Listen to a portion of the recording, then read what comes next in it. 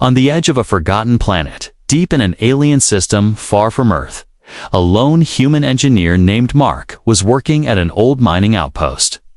The place was dry, dusty, and silent. Mark lived alone, fixing machines, collecting data, and sending reports back to Earth once a week.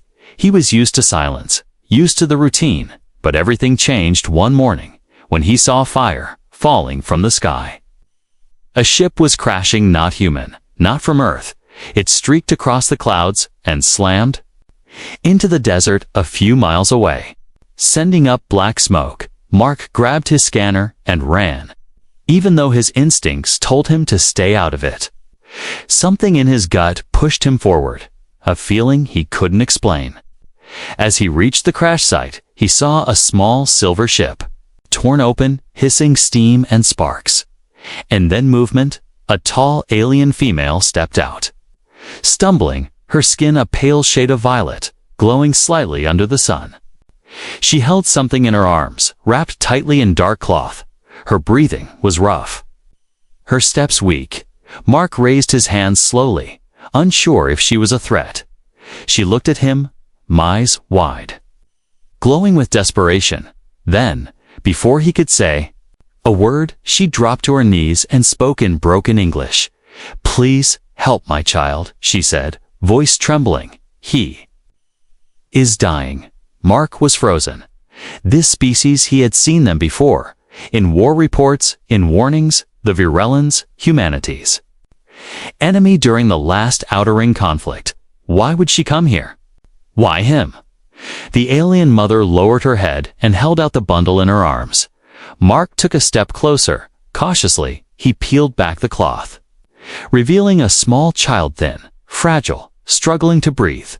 The child's skin was bluish, but its features were different. Not fully alien, not fully human. Mark's heart skipped a beat. He looked at the mother, then at the child again. Was this even possible? "He needs air," she whispered. "Your machines can clean air. Help him breathe." Mark hesitated, but only for a second. He wasn't a soldier. He wasn't here to judge anyone. He was human, and the child was dying. That was enough. "Come with me," he said quickly, motioning her to follow. Together, they moved across the desert. The mother barely able to walk, she held her child tightly. Whispering strange words in her own language, Mark led them to the outpost, unlocking the doors and rushing them inside. He placed the child in the medical unit, a small chamber used for emergency treatment. The machine beeped and scanned the child, trying to match DNA and create a safe air mix. The mother collapsed into a chair, her face pale, her eyes filled with fear. Mark turned to her, trying to understand. Why come to a human? "You knew the risks." She looked up, voice soft. "Because humans protect children, always." Her words hit him harder than he expected. She wasn't wrong. Even in war, humans try to rescue the innocent. It was something they were known for, something they were proud of. "What's his name?" Mark asked. She hesitated, then said, "Kale." The machine stabilized the child's breathing, and his small chest began to rise and fall more steadily. Mark sighed in relief, but questions burned in his mind. Why was the child partly human? What had she done, and what would happen next? Before he could ask, the mother looked at him again.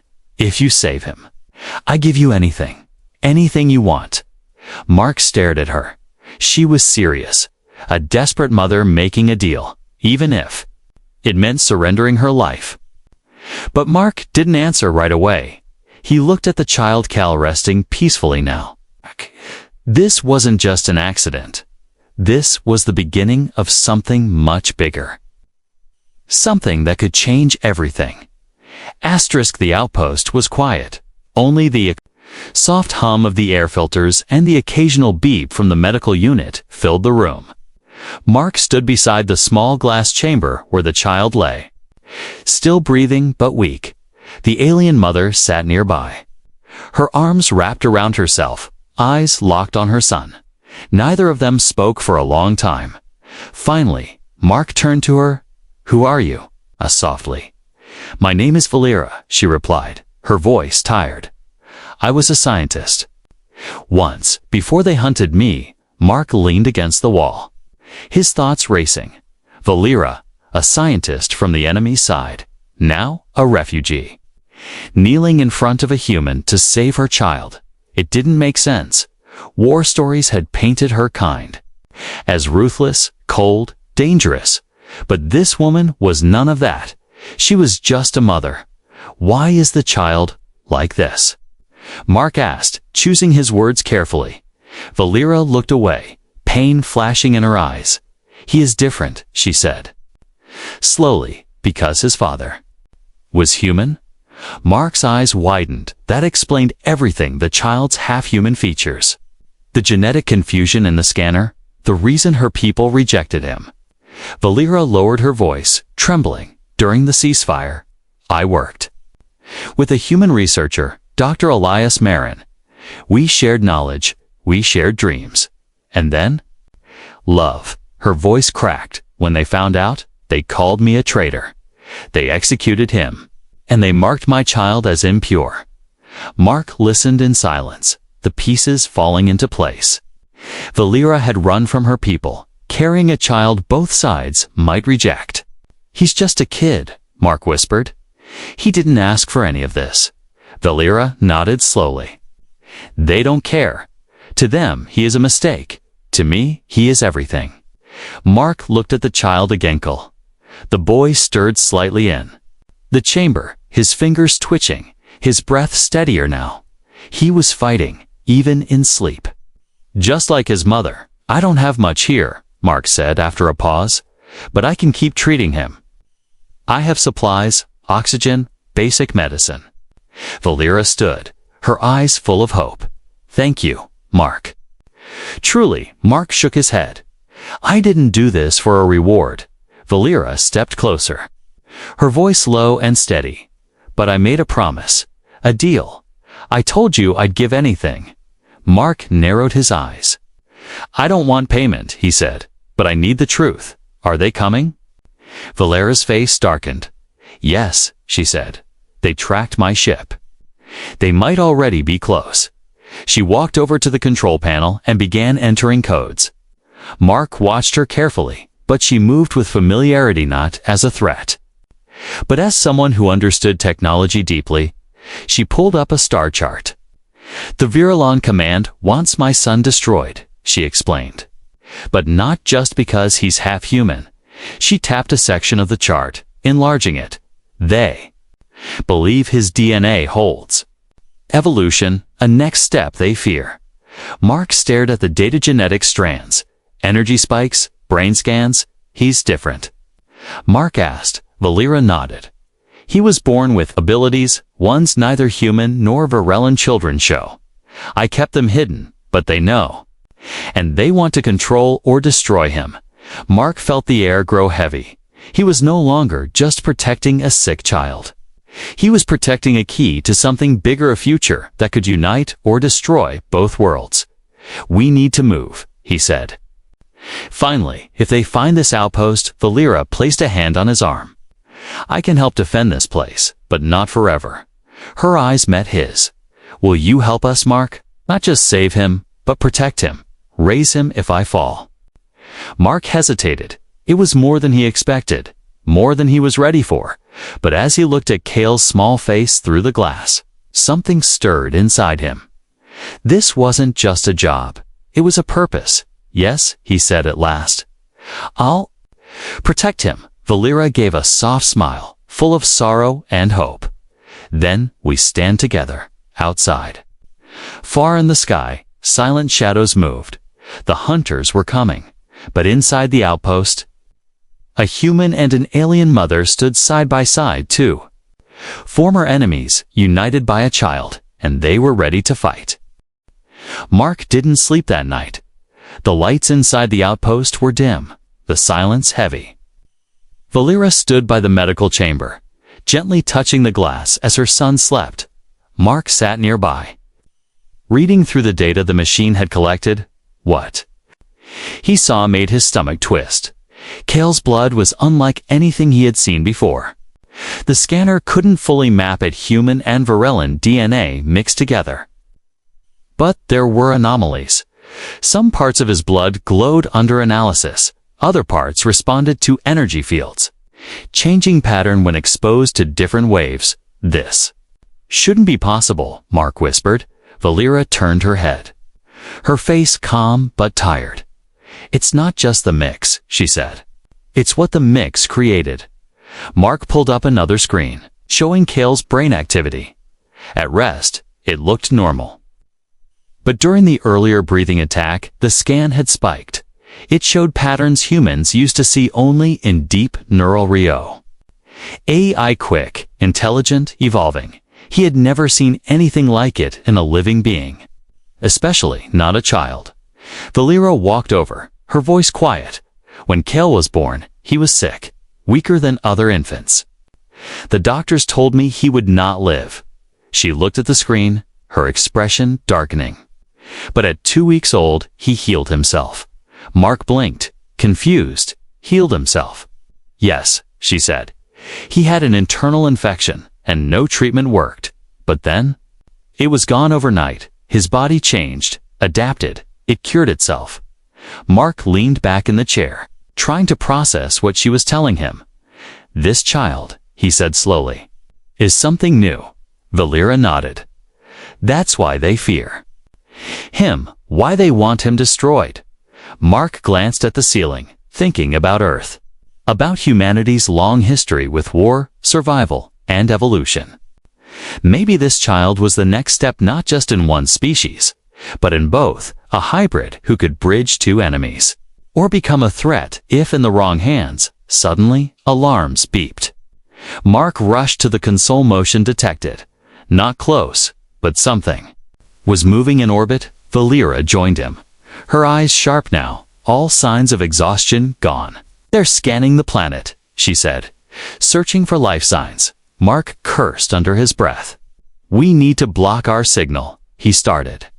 Shutting down outer system solar relays, heat vents, communication beacons. The outpost lights dimmed further, going into silent mode. Valera stared out the window. Her hands clenched. They will come, she whispered. Even if they don't find us now, they will come. Mark turned toward her, his voice firm. Then we make a plan for the next few hours. They worked together. Valera showed Mark how to use alien shielding tech she had salvaged from her ship. It could cloak the outpost partially, but only for short periods. They set up energy traps, reprogrammed drones, and built fallback points in the corner. Kale stirred, waking slowly. Mark approached, opening the chamber carefully. The boy looked up at him, his eyes deep blue with golden rings inside. Something about those eyes made Mark pause. Kale tried to speak, but coughed weakly. Mark helped him sit up. You're safe, he said gently. I'm Mark. I'm here to help. Kale studied him silently, then did something unexpected. He reached out and touched Mark's forehead. Mark froze. A rush of warmth spread through his body, like a wave of gentle energy. For a second, he saw flashes images. Not memories, but feelings, fear, pain, love, and something else.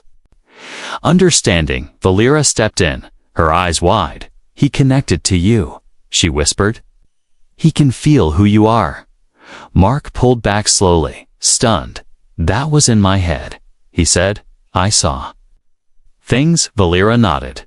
It's part of his gift. He doesn't speak much, but he senses truth, emotions, thoughts.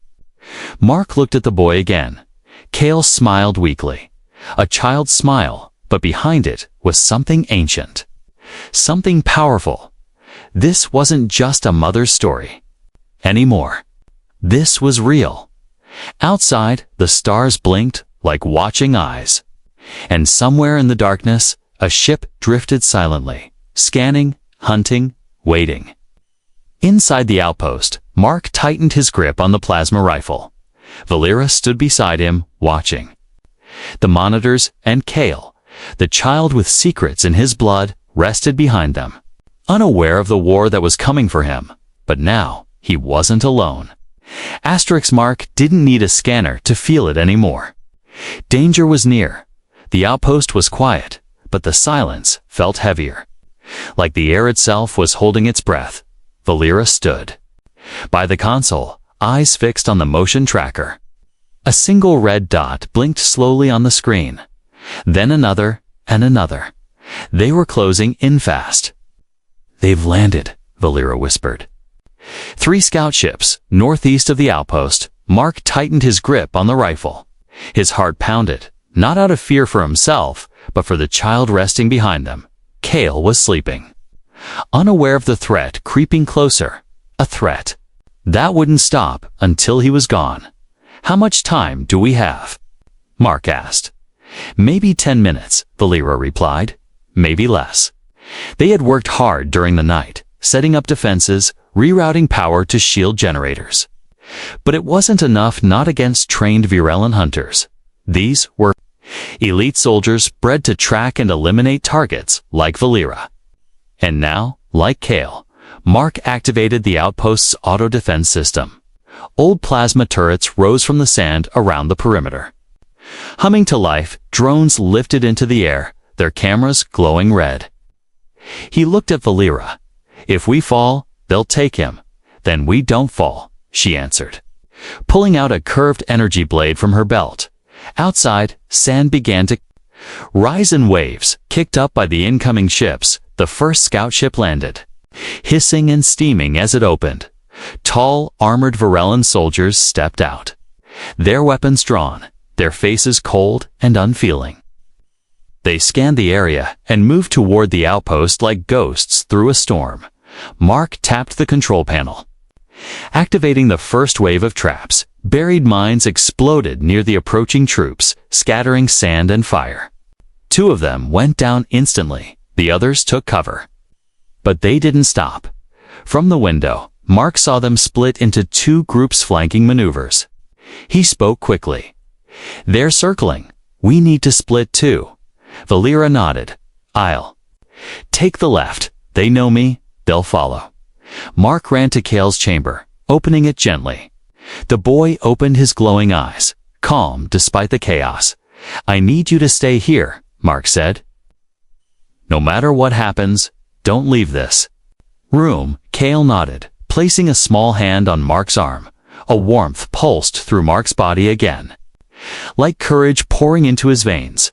The door closed behind him with a soft hiss, sealing the child in. Outside, the wind howled. Mark took cover behind a sand barrier as the hunters opened fire. Plasma shots tore through the air, blasting chunks of rock and metal. Valeera moved like lightning, her energy blade slicing through the sand.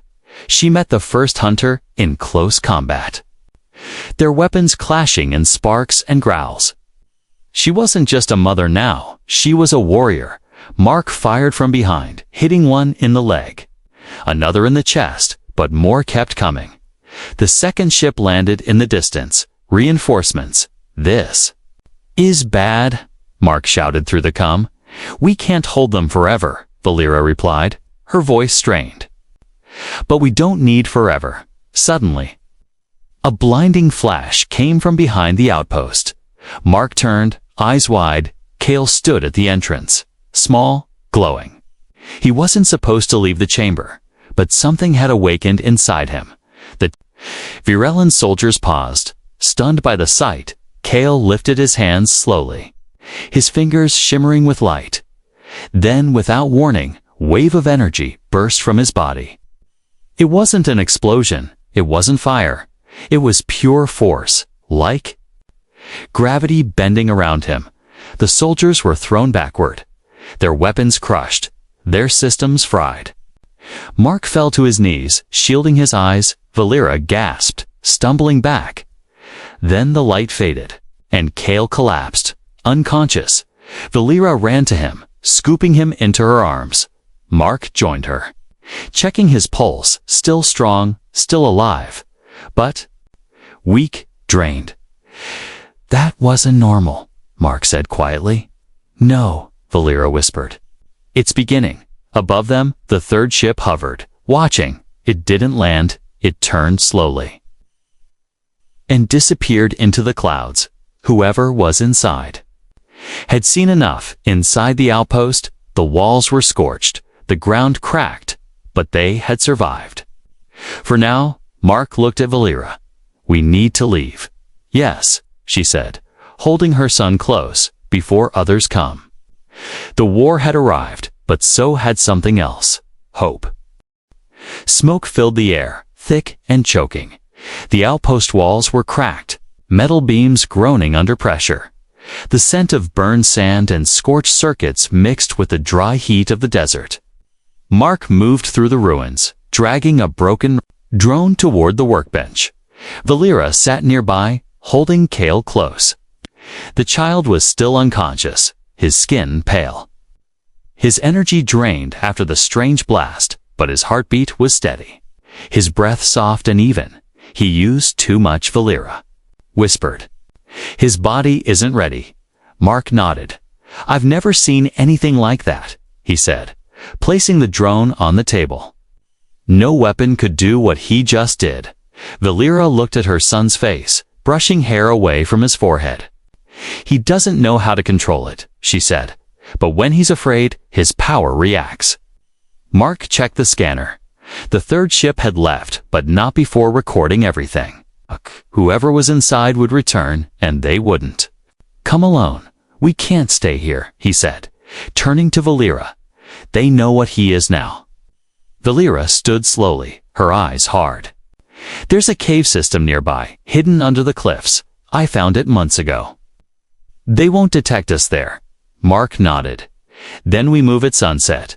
They worked in silence, gathering supplies, medical kits, energy cells, a few weapons, and food packs. Mark packed a portable solar generator and 2 breathing masks. Kale remained unconscious, but his body was healing. Tiny pulses of light flickering beneath his skin. As the sun dipped low, painting the sky in shades of red and gold, they left the outpost. Mark carried Kale in his arms, while Valera scouted ahead. The desert stretched out around them, dry and endless. After hours of walking, they reached the cliffs. Valera led them through a narrow path hidden by rocks. At the end was a metal door buried in sand, a forgotten shelter from a war long past. They entered quickly, sealing it behind them. Inside, the cave was cool and dark, lined with ancient human tech. Mark activated the old lights, flickering weakly, but enough to see. They placed Kale on a bed made from old cloth and blankets. He stirred slightly, his fingers twitching. Mark sat beside him, exhaustion in every muscle. Valera handed him a water pack. You risked everything, she said softly. Mark took a sip, then looked at her. So did you. She smiled faintly, then grew quiet. I always believed someone would help us, she said, but I never expected it to be you. Mark shrugged. I didn't expect to care this much. Outside, far away, fire still burned across the desert. The outpost had become a smoldering ruin, and it was no longer safe. Suddenly, the shelter's sensor beeped. Mark rushed to the panel motion again, but it wasn't Virelin. He checked the signal and froze. What is it? Valera asked. It's a human ship, he said, shocked, from Earth.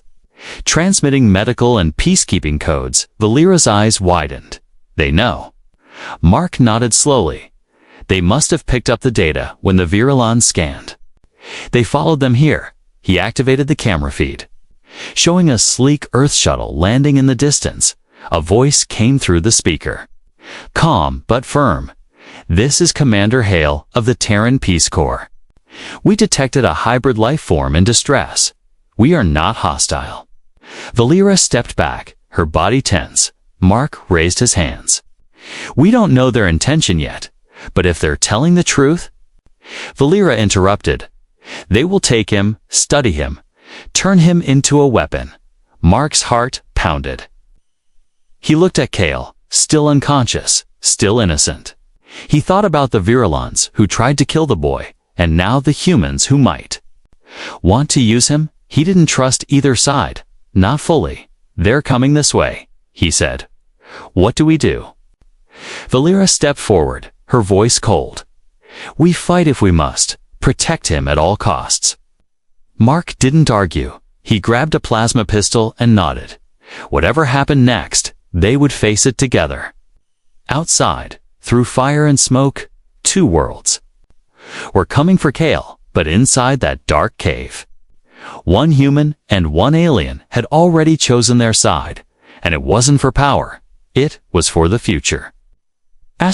The cave was silent, but tension filled every corner. Mark stood near the entrance, watching. The Earth ship on the monitor, Valera, paced back and forth, her fingers gripping the handle of her energy blade. Kale still lay on the makeshift bed, eyes closed, light flickering beneath his skin again. They're not moving yet, Mark whispered. Maybe they're waiting.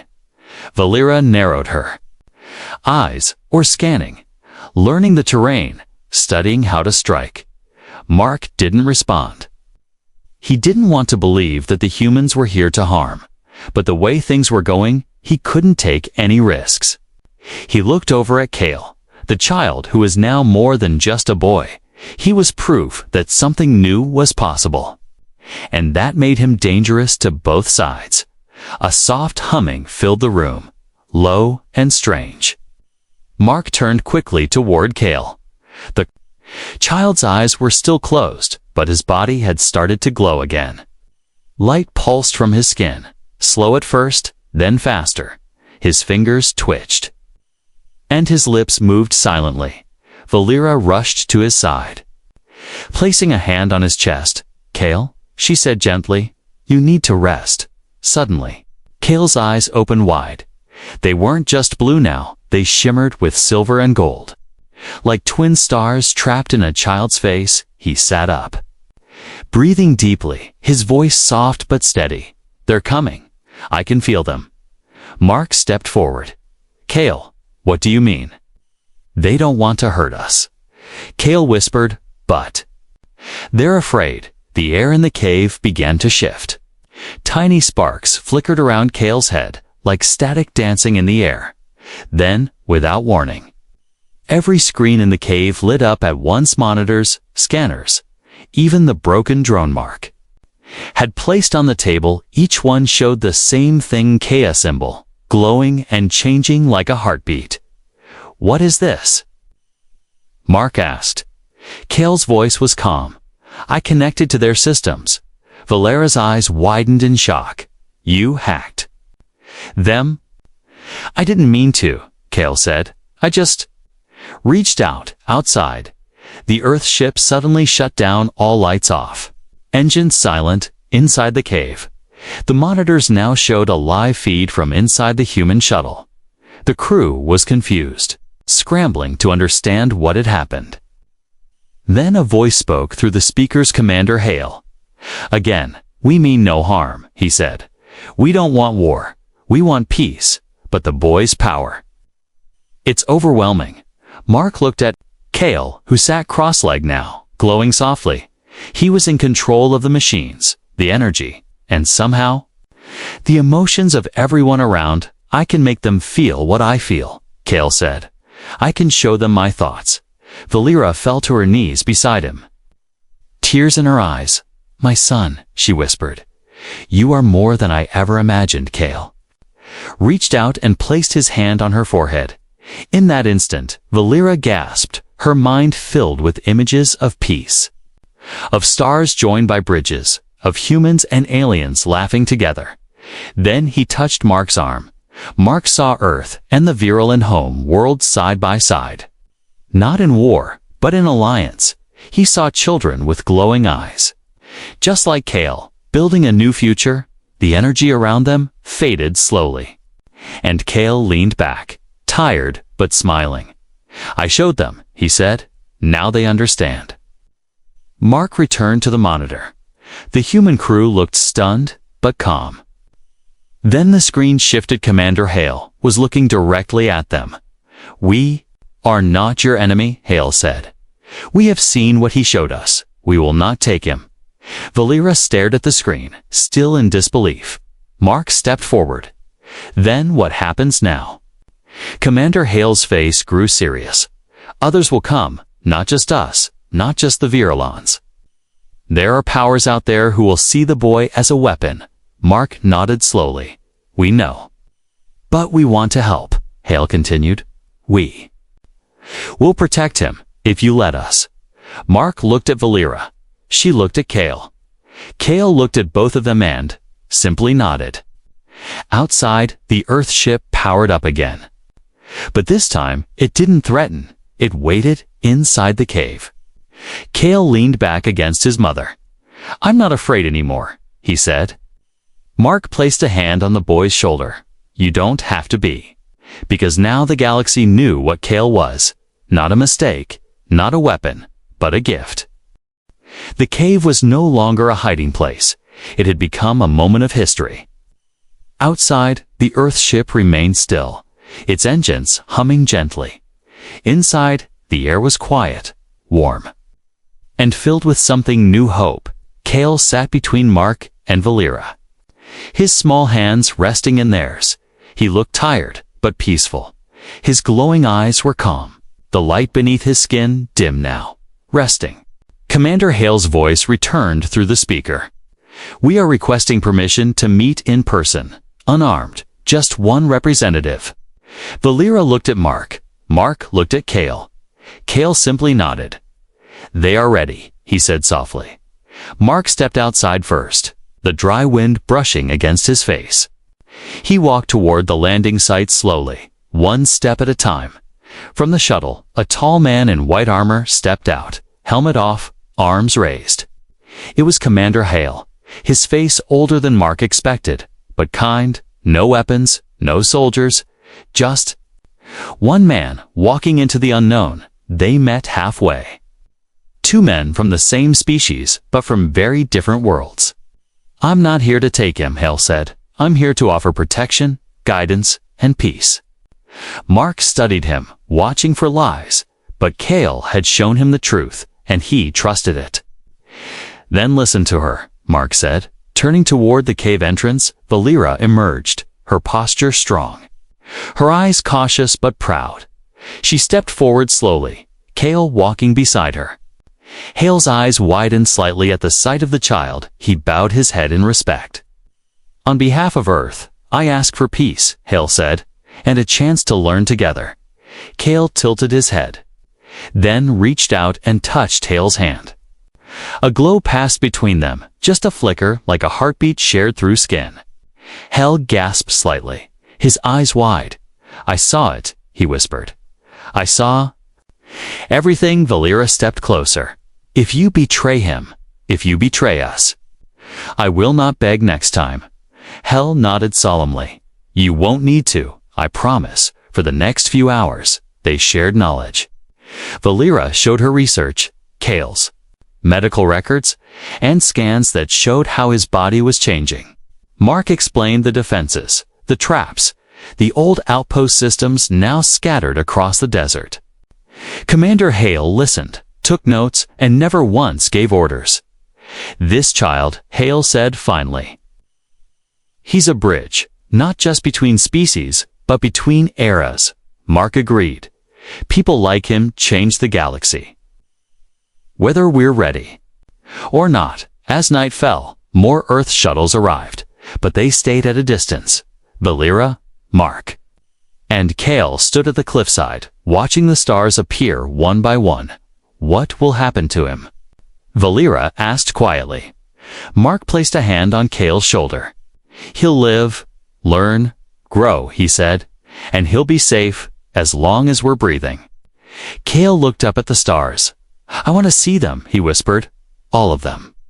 "You will," Valera promised, but slowly, step by step. Commander Hale approached again, this time carrying a small device, a beacon, he said. "It's encoded with your DNA and Kale's, if you ever need us. Just activate it." Valera took it carefully. "We won't depend on anyone," she said.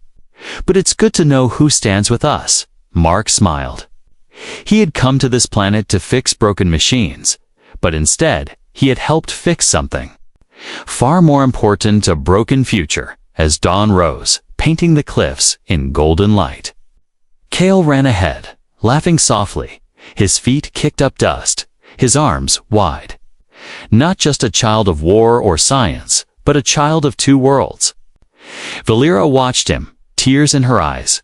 He was born to be hunted. She whispered, but now he runs free. Mark nodded.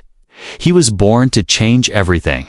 The wind carried Kale's laughter across the rocks, and for the first time in a long time, the galaxy felt a little less cold. It wasn't peace yet, not fully. But it was a beginning, and sometimes beginnings are enough.